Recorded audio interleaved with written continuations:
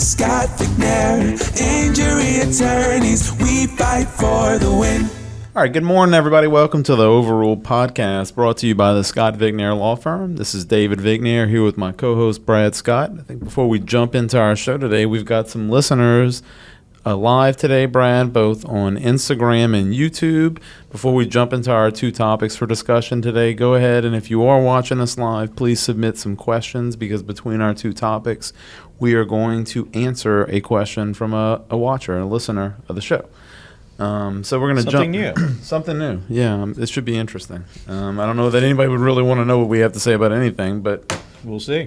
we'll see. All right, I'm going to jump right into my topic for today, Brad. And my topic is related to the recent PGA Championship.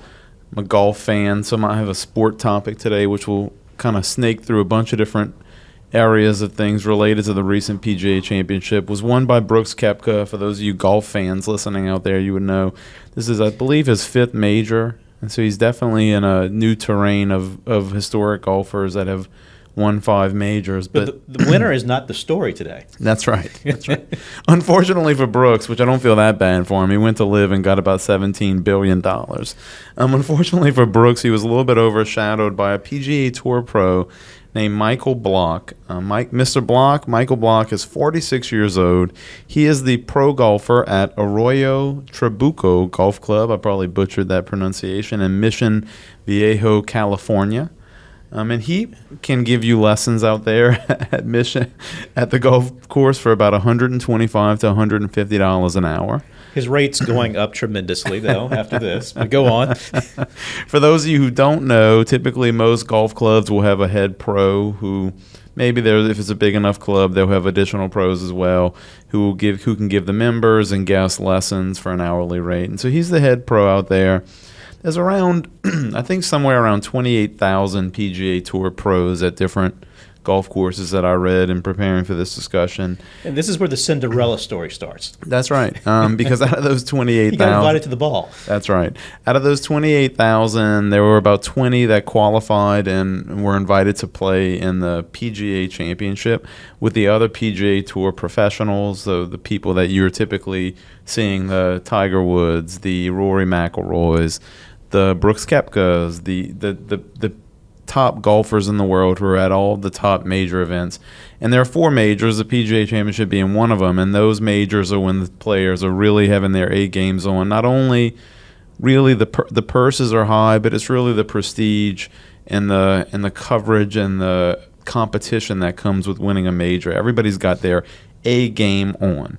So it wouldn't surprise you that in most major golf tournaments, PGA Tour pros, who are a small fraction of the 28,000 PGA Tour golf pros around the country, they don't really make the cut. And the cut happens after the second round, before the third and fourth round. So it's very rare you have a PGA Tour pro who will make the cut. Even more incredibly rare that they play well. So Michael Block, in the first round of the PGA Championship this last week, shot even par, which was crazy. And it's very rare for a PGA Tour pro to shoot even or better or under par in a round at a major nonetheless. Second round, shoots even again. Not only does he make the cut, but he's in somewhat in contention. And so then everybody's starting to pay attention to this story like, wow, this PGA Tour pro from where? Mission Viejo, California, is made the cut. He is even par at this course in New York with the weather is terrible, the wind, the best players in the world are struggling to shoot under par, and this guy out of nowhere has come in and shot even par for 2 rounds. That is a Cinderella story of itself. Incredible, crazy. It gets better. He's becoming a fan favorite in Rochester, New York, just from those first 2 rounds. And so crazy that the third round he's paired with Justin Rose, who for those of you who follow golf would know is a major champion, has been an incredible golfer and for many years, unbelievable career. And so the fact that he's paired with somebody like that in the third round is like, wow. And then he shoots even par again. And it's unbelievable that this guy, Michael Block, who has shot even par 3 days in a row, is going into the final round in contention and is paired with Rory McIlroy, one of the top 3 golfers in the world, one of the most historic golfers to probably ever play the game by the time he retires. And so he's just this incredible Cinderella story. He's the only tour pro to make the cut at the PGA Championship this past weekend. He ultimately finishes +1 on the day on Sunday, which puts him in 15th place at the PGA Championship. An unbelievable finish. He is the first tour pro to finish that high in over 40 years, but the road to getting there by the end of Sunday is the craziest story, because on 15, despite shooting +1 again and finishing that high, top 15 automatically gets him back qualified to the 2024 PGA Championship. On the 15th hole, he decides to hit a 7-iron, and he holds it in the air. The ball goes straight into the hole. Unbelievable scene. Crazy. That I think there have maybe been, I heard, 9 hole-in-ones in PGA Championship history, and he hit one on 15. He can't believe that it went in. Rory's going wild. The crowd's going wild. And then on the 18th hole, he's got a horribly difficult chip shot to even get it on the green. He's got to get on the green. It was a blind shot. He's a blind shot. It's the green sloping. He's got to get up and down 2 shots to finish 15th to have an automatic qualification. And he hits, I thought Jim Nantz was going to fly through the microphone, one of the best chip shots that probably a lot of the pros couldn't have hit. And then he holds out his putt, and the place is going crazy for him to finish 15th and automatic qualify. So his winnings, finishing in the top 15, if you'd like to know, are a little bit over $288,000. Which is life-changing money. It's a lot of money for him. And if you divide it by his hourly rate, I saw this, for his golf lessons, I think that would represent about 1,922 lessons from his winnings from the tournament. He gets texted from Michael Jordan. I think he had like 2,000 text messages to go through, he said. He had been through about 1,600 of them, and he was looking for Michael Jordan's. He lost it. And I think he has been, I read yesterday, he's been offered nearly $50,000 for his 7-iron that he hit the hole-in-one with.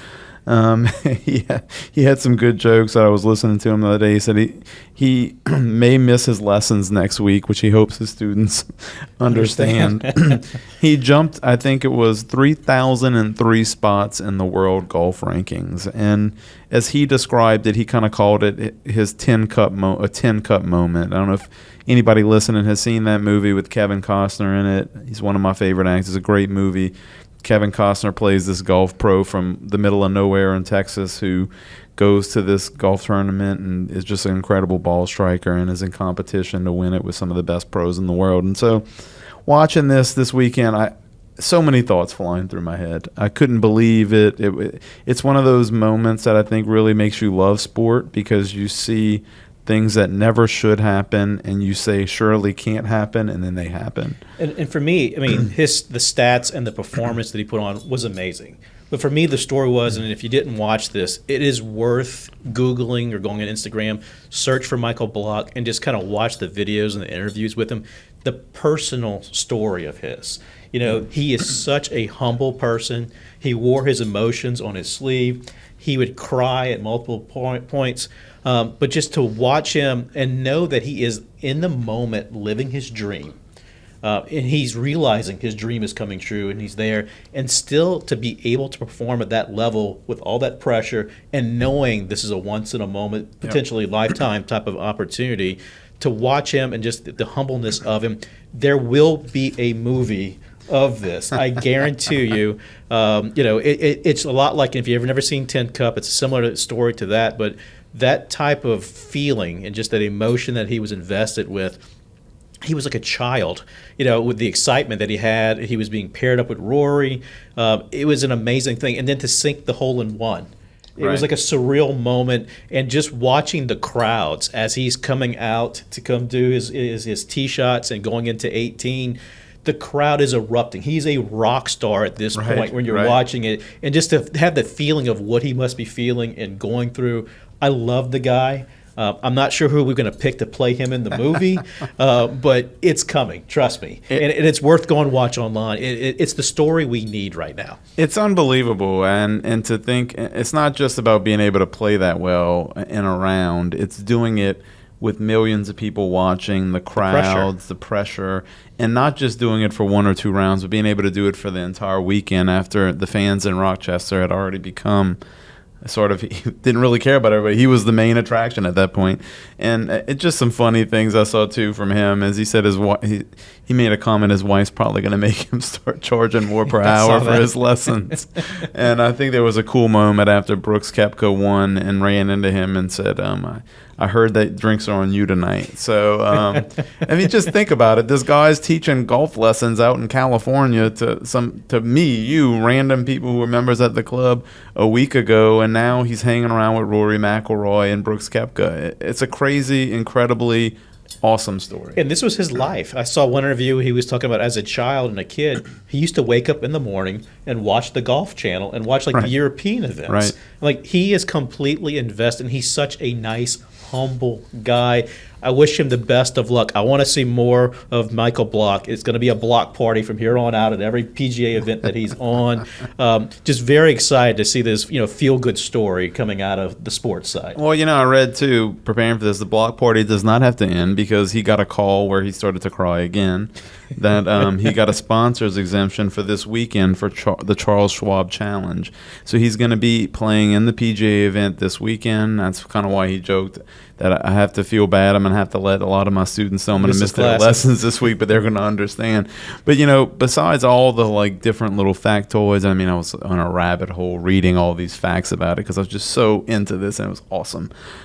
There was 3 takeaways, kind of taking this story back into some of the themes we see in this show on Overruled and that we talk about here that I really learned from watching this that I really wanted to hone in on. One of them was consistency and the power of consistency. So this guy is 46 years old, and he's been teaching golf lessons, been practicing golf, been around the golf club as a pro, him hauling around for his whole career, and then boom, just like that, his moment arrives. And you don't know when it's going to come, you don't know how it's going to come, you don't know where it's going to come, but he put in decades and decades of work and practice with humility to have an opportunity for magic and lightning just to strike, and boom, it changed his life forever. Yeah, and a lot of people, they see the lightning strike. They see when you have the success.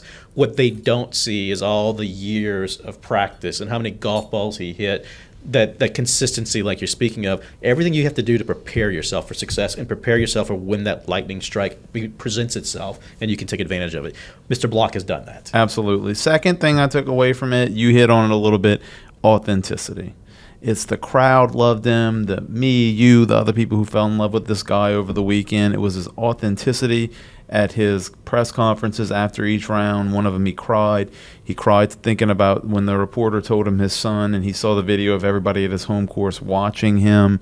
Yeah, he was and laughed about it. He said, I think my wife has seen me cry once in my life. I've literally cried 12. He's like, I woke up crying the other morning. I've been crying every single moment I've been here. And he was just so authentic. And we talked about that one of the things we learned at that conference that last week in a marketing conference, somebody was talking about, be your authentic self. Don't try to sell yourself no matter what business you're in. We're in law, but other people, no matter whether you're in media, whether you're in construction, whether you're in medicine, if you are your authentic self, you are unique and you are special, and that will play itself out, and people will grow to love and respect that. Yeah. Right? And it was amazing how his personality, was able to be transmitted through those interviews. I mean, you feel like you know the guy. I'd be happy to sit down with him, shoot bull with him and just have a drink. He's that type of guy. Absolutely. And it came through very well in the way he presented himself, and really in that pressure moment was able to maintain his integrity and an authentic self and be who he was. And all the way through to the last very putt-in, he was who he was. Absolutely. And so third and last kind of takeaway from his performance and that whole story that I had is enjoy the moment, enjoy the ride. I heard him say over and over again, it just made me think about this. I am enjoying every moment of this. I'm going to enjoy this moment. I know when I'm 60, he said, I think I read one of the articles, he said, you snap your fingers, you're 60, you're getting ready to retire. He said, I'm going to look back on my life, and I know that this is going to be the best week of my life. And that may or may not be the case, but in any event, it really, as a business owner, and all of us, no matter what we're doing in our jobs and our professions, we have goals. We start thinking ahead, and we're focusing on where we want to be, not where we are. And it's very easy to forget about like where you've come from and where you are now. And while we're so busy focusing on growing as a person, as a professional, no matter what it is we do, you got to enjoy the moment and you got to enjoy the ride, because some point you're going to look back and say, man, those were some good times, and you can't let them go by, right? And it's a hard thing to remind yourself to do on a daily basis, but it is important. It's hard to realize when you're in the moment that you're having the moment. And that's one of the things I appreciated in watching him is he really truly understood and appreciated it. He was in the moment. Right. He was right there. He was present, and he was enjoying every second of that moment and getting the most out of it. He was on cloud nine. And it was just so fun to watch him appreciate that dream coming true and watching him live out his lifelong dream in that moment. And it's a lesson we can all take, really appreciate the moment. There's a saying I've repeated many times before, but be where your feet are. Too often we're doing something, or you're maybe like, we just got through high school graduations, and I would look around the auditorium with people while graduation's going on. There's so many people on their phones, on social media and things like that. They're not appreciating the actual moment. Pay attention to where you're at the moment. Love what you're doing. Don't be projecting yourself somewhere else. And he was in that moment and really, really made the best of it. Awesome story. Awesome lessons about consistency, authenticity, and enjoying the moment, enjoying the ride. So before we move on to your topic, Brad, we're going to take a question from our listeners. Kyle, what do we got today? Steven from Alexandria wants to know, if you two weren't lawyers, what would your profession be? I think about this every single day. Go ahead. What's Mine's yours? easy, football coach. Why? I always wanted to be a football coach since I was younger playing. It's just, I love the game, the strategy of the game.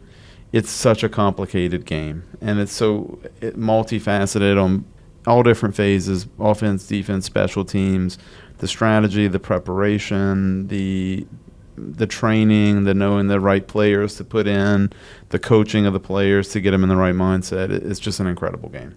For me, it's a no-brainer. I love making sawdust. Doing something with woodworking, whether it's building cabinets or tinkering in the garage. Put that on your tombstone. He loved making sawdust. Sawdust is my therapy, and it's just one of those things. It's a creative endeavor. You have to create something kind of from nothing, just from wood, and there's a lot of math involved potentially, and just going into it. But I love working with wood. It's something I took from my childhood. My dad was a contractor and a carpenter, and it's what I do to decompress. So yes, I would be a carpenter. I'd be doing framing. I would be building something. Interesting. All right, what you got for us today? What's your topic, Brad? All right, we're a little bit more doom and gloom. I saw a statistic, and I'll get to it in a second, but our world is becoming more and more where we are plugged in online and in social media. And it seems to be a concerning trend on how much we're actually using these types of products and services and kind of what it's doing and what kind of mental health impact and things it's having in that nature. So just a couple stats. I like to cite these stats, but this is what got me jumped off on this. We are currently watching, get this number, 500 billion, that's a billion with a B, videos daily on YouTube as a society. That's a mind-boggling number. That translates into 1 billion hours of watch time every single day on YouTube. Wrap your head around that for a little bit. A couple other statistics. Pretty terrifying. TikTok is uploading every single day 13 million new videos. Google is processing, get this, 8.5 billion searches daily. WhatsApp, which I don't really use, I've heard of it before, get this, 65 billion messages daily are being sent through WhatsApp. We're spending more and more of our time using these services. They're so easy now. They're in our pocket. They're at our desk. They're all around us.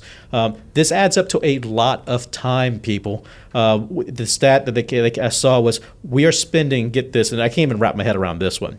We're spending 1.2 billion years daily online as a planet. That is a ton of time. And we're seeing this trend growing as the amount of time, it increases year to year how much time we're spending on these things. So we're spending tons of time mindlessly scrolling through social media for hours a day. there was a term I saw that they referred to. They call it doom scrolling.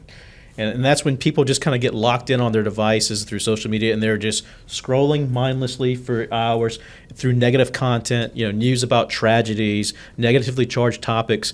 And the problem with that is the impact it's starting to have on us mentally. Yep. It's increasing feelings of anxiety and depression. And what we saw, and actually you forwarded the article to me, there's a recent article by the U.S. Surgeon General. They're warning America's youth are suffering through an unprecedented mental health crisis. One of the quotes from the article was that the social media platforms pose a profound risk of harm to the mental health and well-being of our children.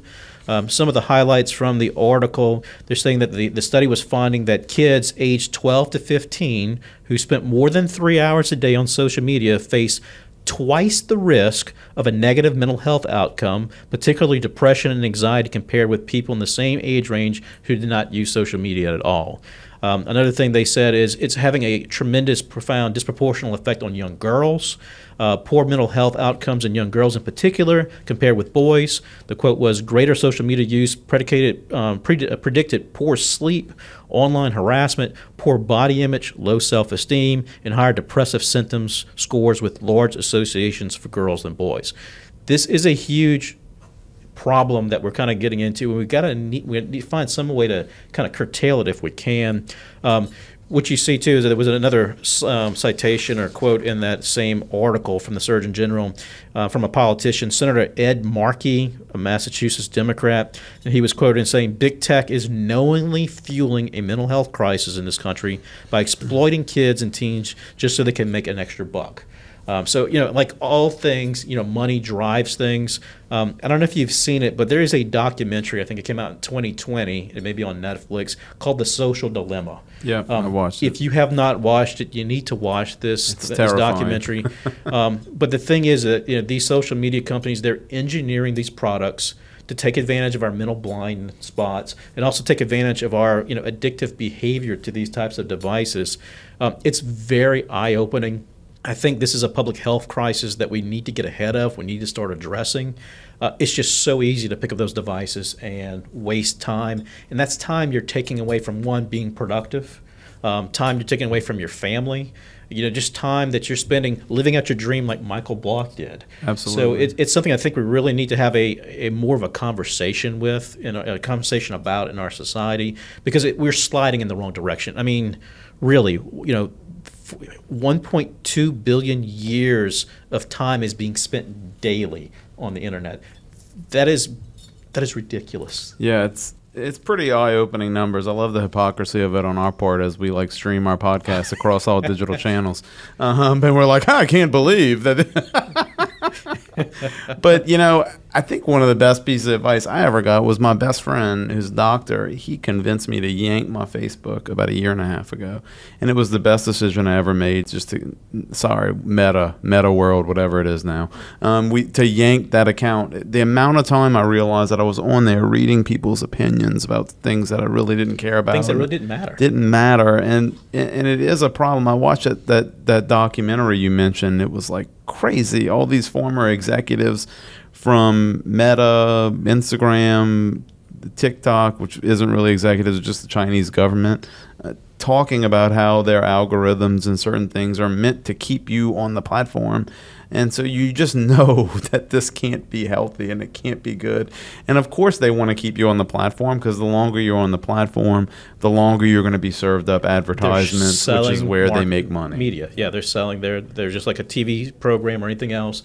They are media outlets, and they make their money by selling marketing. So, the big takeaway, what I would encourage people is, find a way to unplug. Even if it's picking one day out of the week where you just kind of don't do anything with social media and online as much as you can. We need to kind of start backing ourselves out of that as much as we can, especially with our children. If you have young kids, especially teenagers, monitoring their social media use and maybe getting them off those devices, the mental health impacts that we're having. And, COVID didn't help this. COVID put everybody at home. We had to stay at home for, extended periods of time. And, these things, they're not all bad. There is a lot of good to that as far as social interaction and seeing what your friends and family are doing, but there has to be some time limits. You have to monitor how much it's actually affecting you and how much time you're wasting on it. Just the statistics are just mind-boggling, the amount of usage, and it's only going up more and more. I think if people looked more at their screen time and how much time they actually They would be surprised. And I think I read something in preparation for this discussion that there are some apps now and different programs that will monitor your social media usage so you can see it, like the amount of time that you're on these platforms. And when you realize it and you're like, I spent 3 hours of the time that I'm awake today. So I spent 3 or 4 hours on what? Like looking through some different posts about somebody being on vacation on Instagram. I mean, it kind of hits you in the face. And the other thing, that struck me about it is we were watching a presentation last week talking about like what is the future? Like is it always going to be this thing like we all walk around, you like look at people mindlessly with this phone in their hand looking at the screen. And it's like that's like our new norm now, but 25 years ago, if you had told somebody in the late 90s, people are going to be walking around looking at this iPhone or this Android or whatever type of device, they would have thought you were crazy. And so I mean, ultimately, I think the point of that discussion was we'll all have like glasses on. It's the wearables. That's what's coming now. We'll be so it's looking even at easier for you to look at. You won't have to take it out your pocket. Even easier for you to look at. And so it really is a thing that I think you have to do like anything in life, right? Whether it be moderation, food, alcohol, work, it's all balance and moderation. But recognizing the danger of it, because I mean, I've caught myself before. You can it scrolls forever. Yeah, it doesn't end, and it's not until something interrupts your behavior. Somebody calls you, or your wife yells at you, or something that you're like, oh crap, and then you get off of the thing. So it's too easy to get lost in this stuff, and just you're missing out on life. It also kind of can play to your worst instincts, like the keeping up with the Joneses. You just as a human start comparing yourself to other people, and it's like you can't really compare yourself to where somebody else is. You are where you are and on your own journey in life, and it's not really about what somebody else is, it's about where you are. And I know I had read there's a huge movement, and many more parents are now much strictly, especially I think since that documentary came out, that has been a big eye-opener to a lot of parents to keep kids off of social media. Yeah. When you have the major tech executives and the owners and the founders and people associated with all these apps who don't allow their kids to be on these apps, that is all you need to know about it. Besides the fact that if you get on the talk, the Chinese government is stealing your data and surveilling you.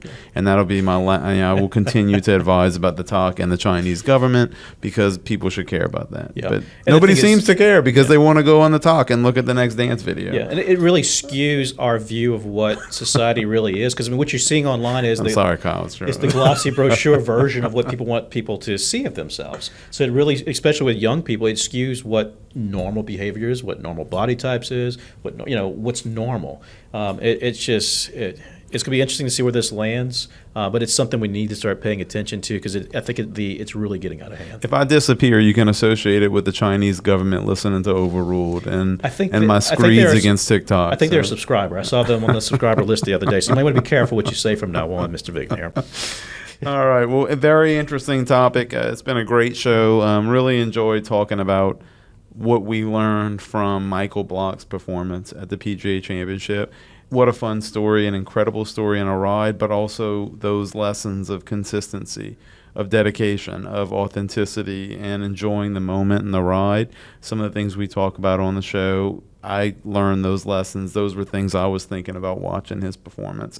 And then obviously learning about these incredibly scary numbers about how many people are consuming video and data on social media and on YouTube, as we once again hypocritically post these things to social media, video, and YouTube. But it's been an interesting show, a fun discussion. Brad, Yes. Final thoughts from you? Just guys, pay attention, unplug if you can, and please go watch the video online, of course, of Mr. Block. It's such an inspirational story. It's just a feel-good story. It will make your day better. Awesome. Well, thank you all for listening. Thanks again for being with us. This has been a great show. This has been Overruled podcast brought to you by Scott Vigneer Law Firm. Thanks for listening. We'll see you next time. Take care. Scott Vigneer, injury attorneys, we fight for the win. Information is for illustrative purposes only and does not constitute tax, investment, or legal advice. Always consult with a qualified investment, legal, or tax professional before taking any action.